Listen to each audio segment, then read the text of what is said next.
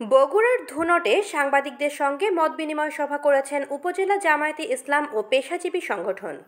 সোমবার 24শে মার্চ দুপুরে আদর্শ উচ্চ বিদ্যালয় চত্বরে মতবিনিময় সভা অনুষ্ঠিত হয়েছে। ধুনট উপজেলা জামায়াতে ইসলামের আমির অধ্যাপক মাওলানা আমিনুল ইসলামের সভাপতিত্বে প্রধান অতিথি হিসেবে উপস্থিত ছিলেন বগুড়া জেলা কর্মপরিষদ সদস্য ও ধুনট উপজেলা পরিষদের সাবেক ভাইস চেয়ারম্যান মোহাম্মদ রেজাউল করিম বাচ্চু।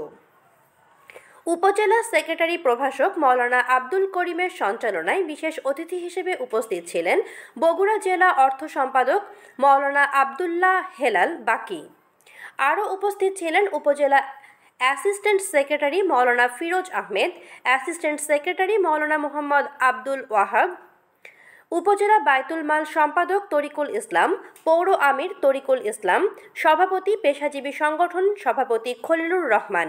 সাংবাদিকদের মধ্য থেকে বক্তব্য রাখেন ধুনট উপজেলা প্রেস ক্লাবের সভাপতি সাংবাদিক মোহাম্মদ গিয়াসউদ্দিন টিক্কা, ধুনট প্রেস ক্লাবের সভাপতি রফিকুল আলম সহ আরও অনেকে।